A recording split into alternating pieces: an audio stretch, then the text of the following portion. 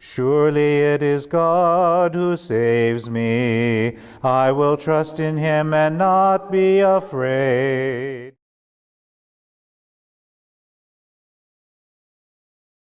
Have no fear of them, for nothing is covered up that will not be uncovered, and nothing secret that will not become known. What I say to you in the dark, tell in the light, and what you hear whispered, proclaim from the housetops. Do not fear those who kill the body, but cannot kill the soul. Rather fear him who can destroy both soul and body in hell. Are not 2 sparrows sold for a penny? Yet not one of them will fall to the ground apart from your Father, and even the hairs of your head are all counted. So do not be afraid, you are of more value than many sparrows. Everyone therefore who acknowledges me before others, I also will acknowledge before my Father in heaven. But whoever denies me before others, I also will deny before my Father in heaven. Do not think that I have come to bring peace to the earth. I have not come to bring peace, but a sword. For I have come to set a man against his father, and a daughter against her mother, and a daughter-in-law against her mother-in-law, and one's foes will be members of one's own household. Whoever loves father or mother more than me is not worthy of me. And whoever loves son or daughter more than me is not worthy of me. And whoever does not take up the cross and follow me is not worthy of me. Those who find their life will lose it, and those who lose their life for my sake will find it. Whoever welcomes you welcomes me, and whoever welcomes me welcomes the one who sent me. Whoever welcomes a prophet in the name of a prophet will receive a prophet's reward. And whoever welcomes a righteous person in the name of a righteous person will receive the reward of the righteous. And whoever gives even a cup of cold water to one of these little ones in the name of a disciple, truly I tell you, none of these will lose their reward.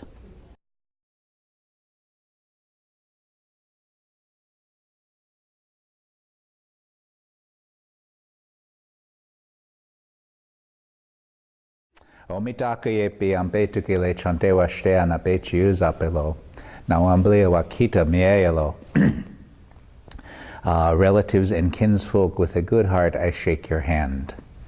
And we are on, well, there are many Coast Salish peoples who could claim this territory that we are on, and I would express my gratitude to all of them for their hospitality in letting us be here, letting us gather here, and for giving us a place on this good earth. And I want to honor them and their history and their ancestors, because their ancestors, as we know from our own communities, their ancestors gave them just what they needed to survive, to barely get by, to come to today. And we are the inheritors of all of that, that power and that tradition, and the gift that is for each of us. So we should always have gratitude, I think, for the ancestors of all of our peoples, who saw to it that we could be here now and today. And I'm to say a word about this Doctrine of Discovery, and it actually ties together with why I selected this particular gospel passage, because Malcolm asked me to do that, and I said, well, let me pray about it and see what comes up to the surface. And this was the section that came up. So they're all going to tie together in a way that I hope will make some sense in a while.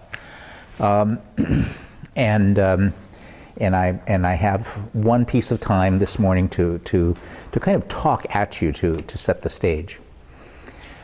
You know that the Doctrine of Discovery is the result of a long series of philosophical construction by Europeans to develop a way to think about them coming to what to them was a new world.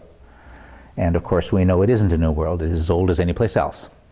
And I consistently find that something in me finds it insulting to always refer to this new world. Because like I say, it's just as old as any place else. I don't know why we would call it new world. So to them it was a new world, though, and I don't begrudge that realization for anybody. but there's a whole, sometime do understand that history if you haven't come to it, about how this doctrine came to be and why it is so significant in our time.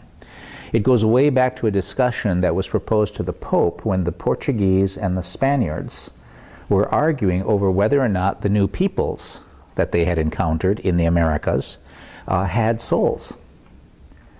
And after listening to the Portuguese and the Spanish thinkers, essentially the Pope said, well, if those Indians over there don't have souls, they probably should.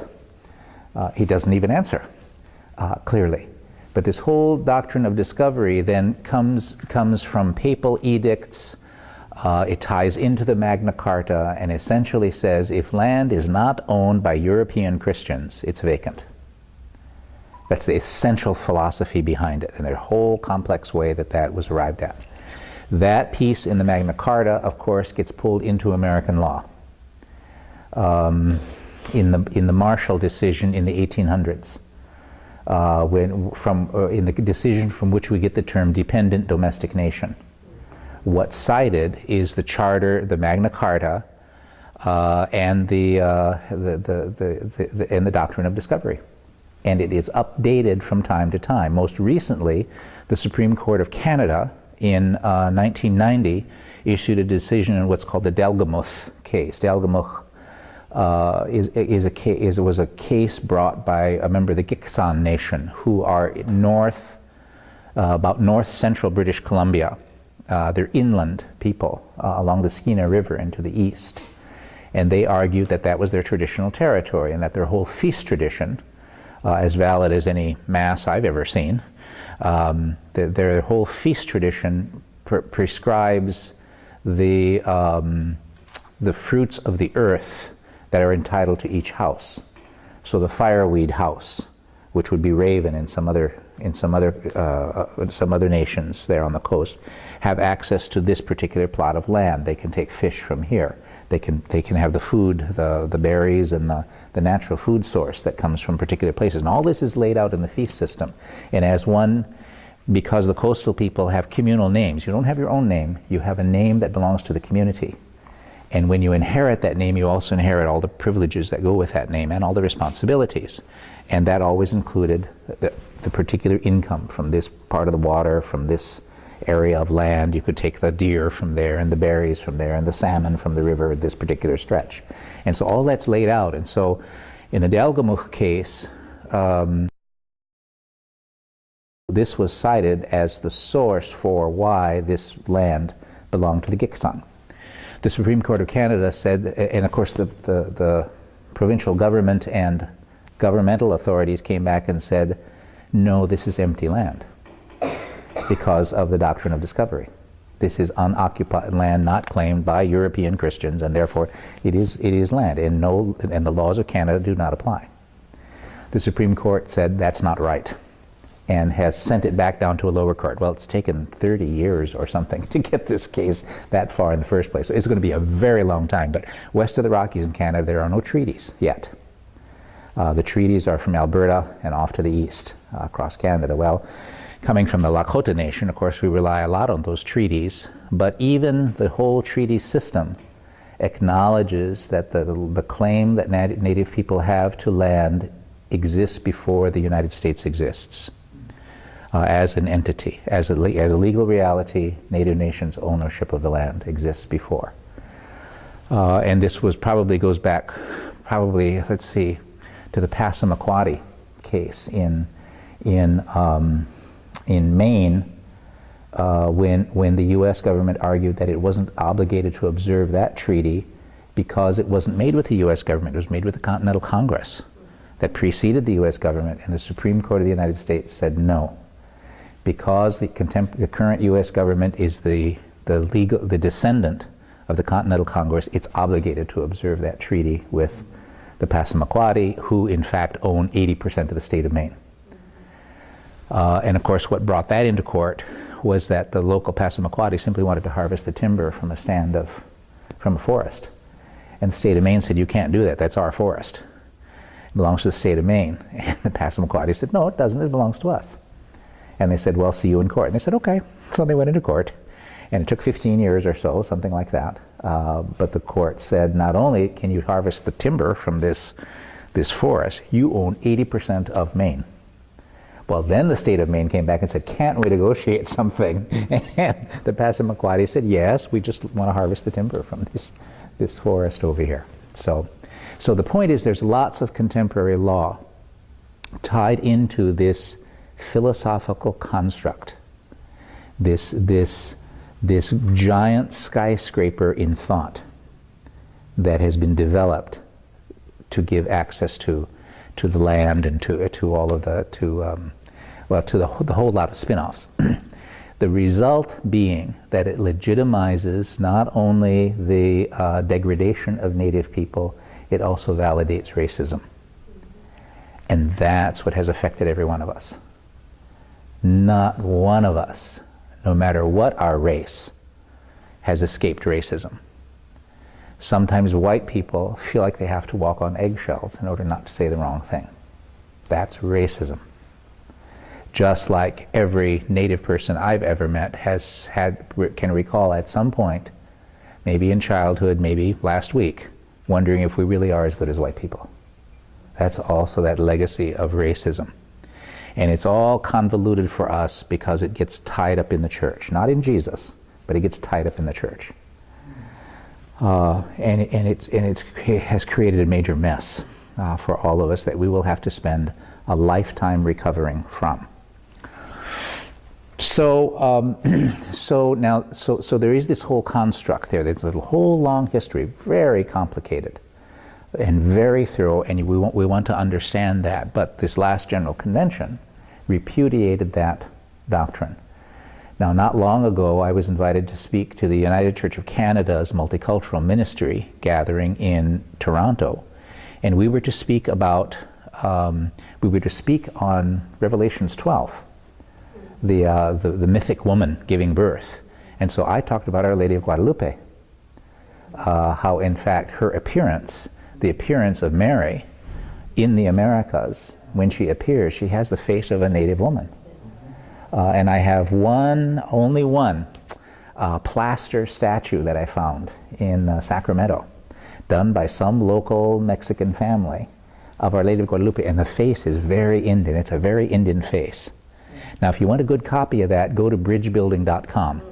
Bridge Building Icons, Father Giuliani has painted a very Indian-looking Guadalupe there. And of course, that's very empowering for us Native people, but I talked about how the mythic woman in Revelations 12 is Guadalupe, that it states the power of Native women and the sacredness of Native women. And of course, in Native cultures, in all Native cultures, women are incredibly powerful. Or even the cultures are matrilineal and matriarchal in many instances. In Lakota culture, we're not matriarchal, but we're very much I guess you could say a gender bipolar culture. Men are very powerful, but so are women very powerful. In Lakota thinking, the most important things to us belong to the women. And that is family and home, the children, and the first teachings. What we call the Lakol Wichocha, the Lakota way that has been given to us to live a good life on this earth. This Lakol Wichocha belongs first to the women, along with home and family and children. So home, family, children, and Lakol Wichocha, the initial teachings, belong to the women. And they belong to the women because those are the best things that we have, the most important things that we have. Now, just to think about this, different way of thought, not that it's wrong, but it's very different. In Europe, women stay home, run the house, and raise the children because they're not important. And that legacy is very much a part of North American life now. In Native culture, it's because women are important that we have, that those most valued things, most valued parts of our life are in the realm of women. Okay, so what you see emerging here is that we live in a world that is constructed in thought. Each of us do. Now, having been a therapist for 40 years, I can tell you that that's what therapy is all about. It's helping a person see that the world that they have constructed isn't necessarily real. And in fact, a person may be limited lifelong. Like, for example, I do this when I'm with teachers. I say, you want to see the power of this? I said, raise your hand if you cannot sing. And there's usually probably 4 or 5% of any audience will raise their hand and say, I can't sing. And I say, do you know that's not true? It is biologically, psychologically, and musically not true that you cannot sing. There isn't such a thing as a person who cannot sing. Because if you ask a person who says, I cannot sing, if you ask them, who told you you cannot sing and how old were you? You'd be able to report both. You were at a very vulnerable, impressionable age when a powerful, significant person told you you cannot sing. Next summer at VST's summer school, the man who is spiritual director, right, of Iona community in Europe, John Bell, is going to be teaching again. He didn't sing until he was in his 30s because he was told when he was in grade 1 that he sang like a crow. His classroom teacher said, when we're singing, don't make a sound, just move your lips. The teacher said, and so he believed, he grew up thinking that he could not sing. Well, you look at any contemporary hymnal and you'll see that of a significant body, those hymns are composed by John Bell. But we wouldn't have those if he continued to believe that he could not sing. So this is the power of a mental construct, the power of a mental construct. And that's part of the legacy of this, this whole notion of Doctrine of Discovery. It is about land, yes, technically. That's the whole history of it. But its effect on us is psychological, spiritual, and powerful. It's all of those things. So what's the antidote to it? And what do we do about it? See, I don't think we should ever spend our time talking about problems. I think we should always spend our time talking about solutions. That's the best use of our time. It's the best use of our energy. So I got to thinking about courage and what courage is and what does that mean exactly, because I think that's the medicine for us. Courage. That's why I picked this passage. So let's think about it. Of course, it comes from the French word for heart. The cœur is that French word for heart.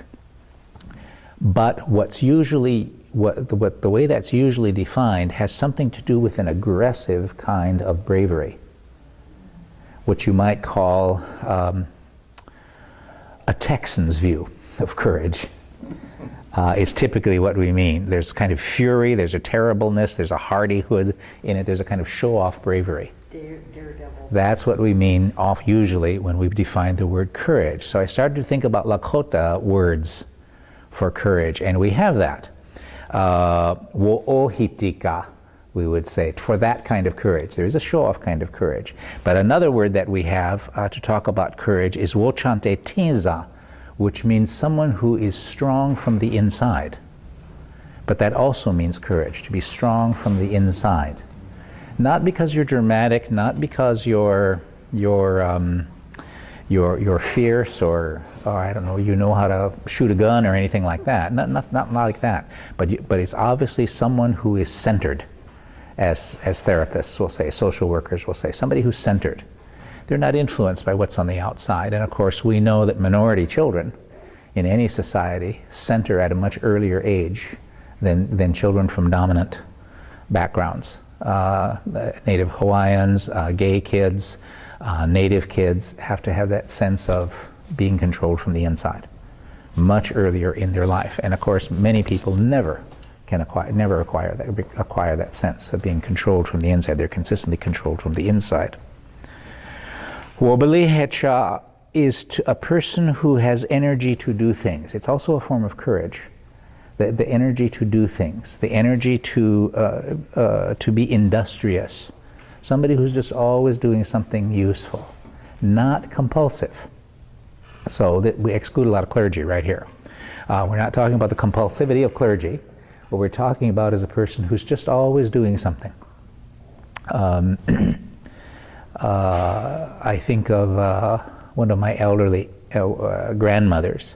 Always, wherever she went, she took her beadwork. And she'd sit and pull out her beadwork, and whatever she was doing, she was always making something.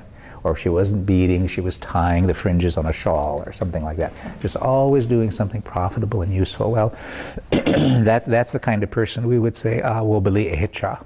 It's a kind of bravery, but it's productive and focused continually on production. Chantokihi is to endure. Simply to be persistent, just to never give up. You have to know what to fight and what not to fight, but just to never give up. You set some life goals and you simply stick to them. That would be somebody we could use this word chantokihi for it. I think what I'm saying here is that the kind of courage I'm looking for, I would say, is to be directed by one's heart. That's the kind of courage that's necessary. It's the antidote to what was originally a land policy, because that has had a negative impact on us. To be directed by our heart. See, what has happened in the world around us affects every one of us and everybody we know, because it's the whole school system is constructed on it. And I do lots of teacher workshops and parent workshops, and so wherever I go, what I see in the schools is a mentality that says the mind is the most important part of a person. Now, and if you want to go back and read European philosophers like Descartes and some others, you can see all of this. So what is a mind world? A mind world is very rational, and it works very much on the basis of 3 or 4 dynamics. Let me see if I think out loud here. One has to do with proper definitions. Think about trying to find a file on your computer if you spelled it differently. I'm a very creative speller, and so I can't always find things when I put it, or if I mistakenly type a comma instead of a dot when I'm looking for a file. My computer can't locate it, but a great deal of learning in Western society is built on understanding definitions, proper definitions. That's that principle of naming something in the right kind of a way. Then secondly, these have to be put in a specific sequence. If you remember taking plane geometry in high school, you start with definitions and axioms and corollaries, and you have to have the right order of all of that stuff. That's not mathematics, it's training in logic. That's really what that is. It's training the mind to work in a certain way. So we have syllogistic reasoning is a good example. If A, then B. If B, then C. Since A, then C. That's probably the only thing I remember out of geometry is that sequence. But if you want to see it at work, read Thomas Aquinas' Summa Theologica. It is completely based on logical thought. And yet something was wrong. Thomas Aquinas weighed 450 pounds. He had to have specially constructed furniture to hold him upright so he could write, because he was so grossly overweight. 450 pounds, and probably the most logical person of his time. That's the problem with mind thinking. Mind thinking has flaws in it like that. So you have a definition, you have the proper sequence, then you get logic. See, if I name my file and my Windows program is working properly, my computer is going to run. Does the National Church use this? Yes. A grant program is announced, but you have to follow exactly these particular rules, and then maybe you'll get some money at the end of it. It's all based in this head thinking, this mind thinking. Now, what's in contrast to that is what I would call heart thinking. I don't have a good word for it, but that's really what it is. It's thinking in the heart. And I was thinking about this because my brother who died this last year was deaf. And if you know the hand signals, signs that deaf people use, they come out of France originally and are across North America. But all the signs have something to do around the head. Thinking, dreaming, a deep thought. But out on the prairies, native people have an interlanguage sign system. And all of those are centered around the heart. None of those are centered around the head, they all center around the heart. Something is good, it comes from the heart. All the signs in our traditional native sign system are heart-centered. All the ones for contemporary deaf world are centered around the head. So there's a difference there even between mind thinking, heart thinking. So heart thinking, my gosh, I'm not used to all this weight, it almost pulls me over. Probably need to be longer on one side. Should I unplug anything by next year? So what is heart thinking? Heart thinking is holistic. And of course that's fundamental to all native thought. It's never just mental. It's always physical and emotional and spiritual. We don't have those definitions. They should be unclear to us. And if you know traditional people in your own community, that's what you'll see. They don't differentiate thinking from feeling. Praying is not different from social life. It all just runs together, it all just blends together, but that's the holistic world of the heart. What does work in the heart is symbol. And that's of course what ceremony is. Because ceremony is a way to negotiate our way through the spirit world. Yeah, ceremony is never simply superstitious triviality. It's never that. It's a way to negotiate our way through the spirit world. So we're very careful about some things. We have lots of traditions about that. And that's going to vary from one community to another, of course. We had, who was the Hawaiian grandmother who came to visit us in South Dakota? She came for Virginia. Yeah. She was. There was a young white guy who was traveling with us, and he was asking about various things that we wear, and Virginia was just incensed by that, because apparently, in her understanding, you don't ask about that. When somebody's wearing some symbol of power, you don't ask them to explain what it is. You just understand it's a symbol of power, and you just leave it like that. You don't ask for a definition or an explanation. And the white guy was curious, and in his world, that's what you do. You ask. You want to. So there's a cultural differentiation there. But the point is that native tradition is always very holistic, and so makes use of symbol and ceremony in very powerful kinds of ways. It's a very different way to think in the heart. Very different thing to think in the heart than it is to think in the head. Now the problem for us is that we're very much associated with a church that is a head church. And at our best, we are very heart people. And so there's always going to be a kind of a discrepancy there. And I see this intensification of the head the higher one goes in the church. In local congregations, it's not so bad. But you get to diocesan level stuff, you're all of a sudden in deep head business. And if you ever go to General Convention, it's head from one end to the other, and if you can keep your faith, that's pretty much a miracle, I would say, in all of that. So what I'm saying here is that if we're going to now counterbalance the effects of the doctrine of discovery, it has to be a heart process. It cannot be a head process. Yes, we should know and we should understand, because we're not irrational, we're not illogical.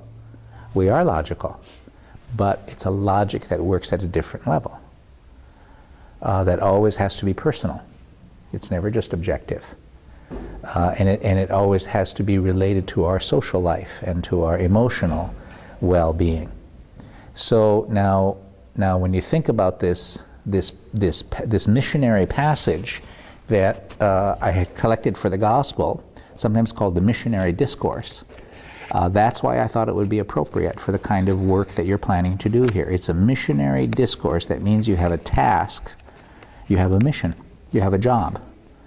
And it is not only to speak about the teaching and the power of Jesus, but it's also to show what that does for us. That is, it gives us wholeness. And it gives us a non-self-destructive resolution to the doctrine of discovery. The doctrine of discovery, for us, is very negative. And of course, when that woundedness occurs, what's likely to happen is we're likely to bury the woundedness and go to the second response. And the secondary response to woundedness is always anger. Anger is never a primary response, a primary human response. Anger is always a secondary human response. Woundedness, surprise, hurt, sorrow, those are primary responses, but anger is a secondary response. Now, if that anger isn't handled effectively, two things can happen. It gets turned on the world, and a person becomes bitter and hostile, violent, militant. I was going to say Presbyterian, but that probably wouldn't fit exactly in there somewhere. But in any case, it becomes very hostile out on the world. Or, secondly, if that anger isn't processed positively, it gets turned inward. It becomes alcoholism, cutting, drugs, domestic violence, suicide. Why are our children at the ages of 8 and 10 suicidal?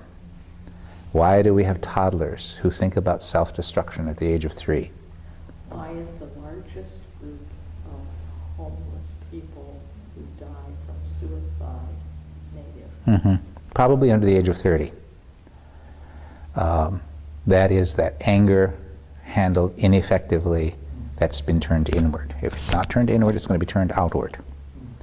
Maybe that would be an improvement, but I don't know. I have to think about that some more. I don't think it actually is. I think handling the anger the right way is the best. How can the church play a role in that? Well, I think the church can play a role in it by acknowledging the woundedness and moving people into the heart. Moving people into the heart to feel the woundedness first. But, unlike Canada, don't get stuck there. What's happened in Canada, way too many places, is that people have realized they're hurt from the residential schools, but they can't get out of it. They've gotten stuck in this level of seeing the woundedness. And that's an important step, but you don't want to ever be stuck there. You want to start to plan for progress. And that's the big issue. And that's what I think we can do in the church, is to plan for progress. So, this passage from Matthew tells us who we fear. Not those who can create physical destruction, but those who can destroy our souls. That's the ones that we should fear, the ones who cause us to lose our native cultures, to lose interest in our language, to question the validity of our people's ways of processing information, of responding to events. The passage acknowledges Jesus and tells us that this isn't going to be easy because division is going to occur, maybe even with our own family. And of course that's going to mean not only our own relatives and cousins and aunts and uncles, not only there, but within our own congregations, and probably with our own bishops. That's what Jesus brings, all of that. And of course dysfunction does that. And none of us are uninfluenced by discussion. We found a new family physician in Victoria when we moved to Victoria. Finding a family physician is very difficult in the Canadian system because of course everybody has access to health care. We have public health care. And if you can't find a family physician, the alternative is like living on a reservation. It's like going to an Indian Health Service. You're never quite sure who you're going to get, but you're going to get seen by somebody. And it's not going to cost you anything. So that's the alternative in the Canadian system. But we found a family physician, and when I went in and we started talking, he said, I'm going to put in your chart post-traumatic stress disorder. And I said, really? And he said, yes, because he said, what we know now is no native person can live without acquiring post-traumatic stress disorder. No native person. So it's in my chart. right there at the top. And I have plenty of life experiences to verify that, in fact, that's the right thing. It's just that nobody had ever said it out loud before. But there it is, right there. So what's the antidote? The antidote is courage, which has to come from living in the heart and understanding the place of the heart. So we are to love God and to love others within the tradition that has been handed to us. For me, this is the Lakol Wichocha, the way the Creator gave us from the beginning of the world until now to be the good life that we live on this earth. There's a Lakota way to do this. And so that's what I'm responsible for. You're responsible for whatever your own tradition is. You have to know what that is. I don't see how it's possible for anyone to claim to be a good Christian unless they also know their own ceremonial tradition and know how to function with it, because that's the foundation of everything that Jesus has brought to us. And we can't understand the teachings of Jesus outside of the context of our own cultural tradition. So we have to always come back to that cultural tradition. That's the foundation of everything that we do. And that's what's going to give us a true mission. See, if we are dedicated to our mission, it's going to hold in any circumstance. Now, last October, for the third time, I was invited to be a part of an official dialogue with the Dalai Lama. I've done it on 2 previous occasions. We were talking about issues facing children and youth this time. And one of the accounts I had heard him tell, well, I had seen in writing, and then but he told it at this gathering in Washington, D.C. He had not long ago been introduced to a monk in his 80s who had been imprisoned for something like 40 years by the communist Chinese. You know, when they came into Tibet, they killed huge thousands of monks and nuns and deliberately brought many non-Tibetan people in order to try to use assimilation, to assimilate the Tibetans out of existence.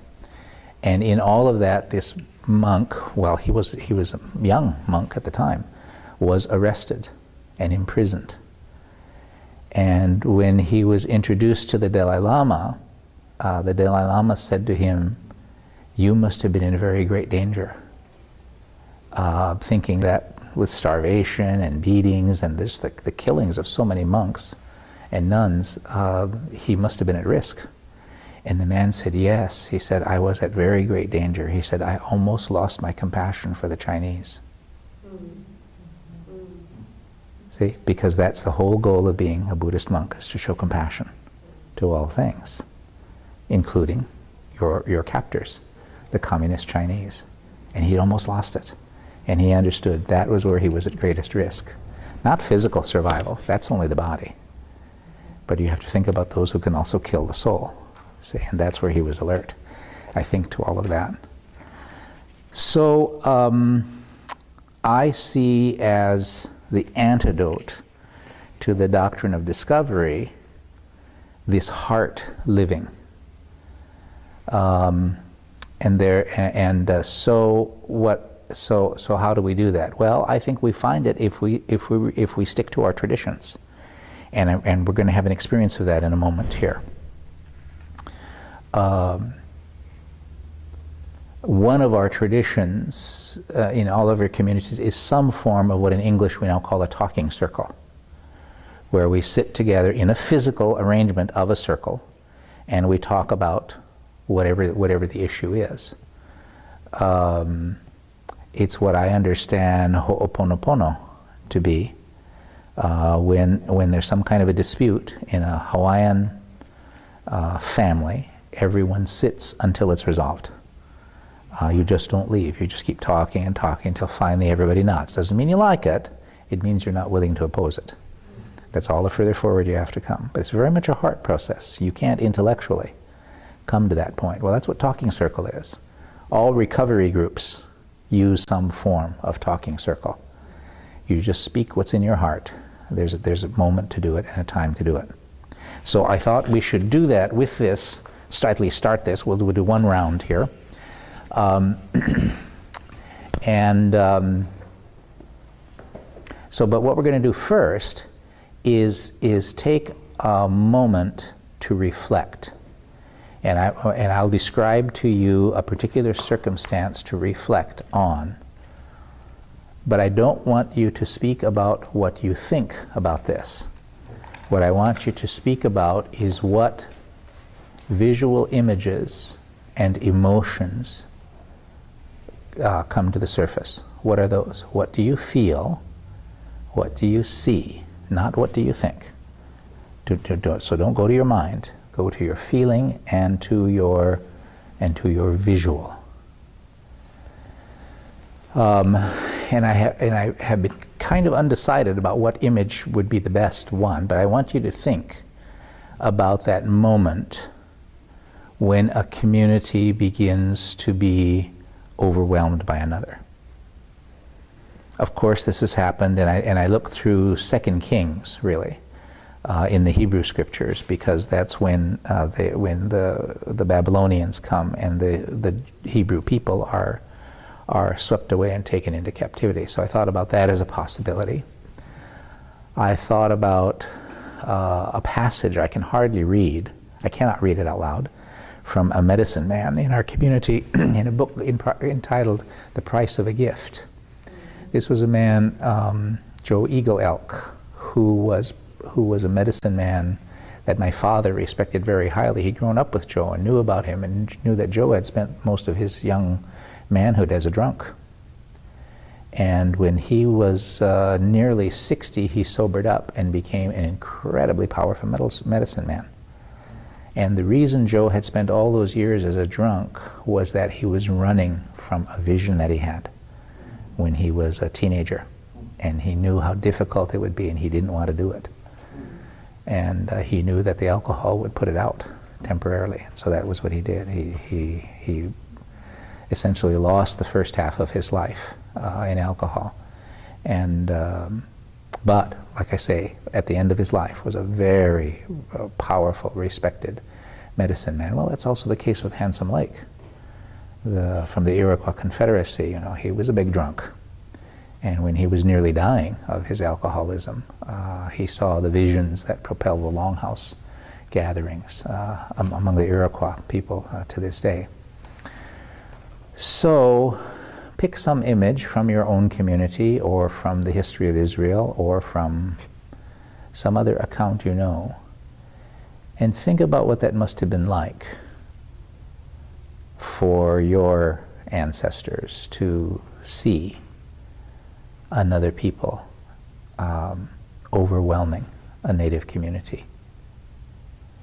And I want you to think about what you feel and what you see as you think about that. And then I'll pass our talking staff around, and we can each take a moment to communicate what you want out of that. And of course, if you want to pass, you can do that. You can always pass in a talking circle. So let's just take a minute or so to reflect on what you feel, what you see when you think about this overwhelming wave that came to your community.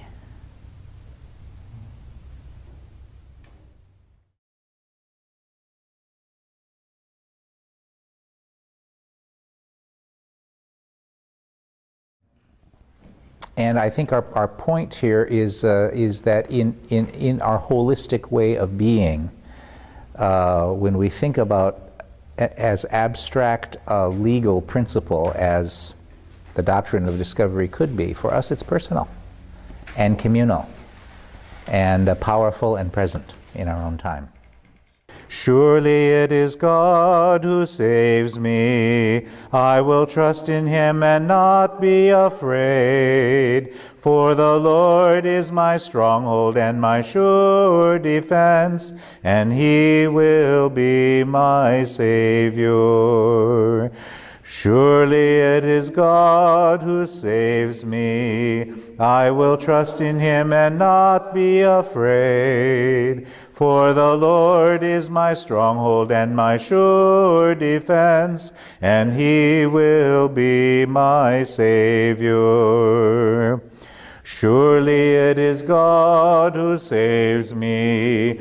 I will trust in him and not be afraid. For the Lord is my stronghold and my sure defense, and he will be my Savior.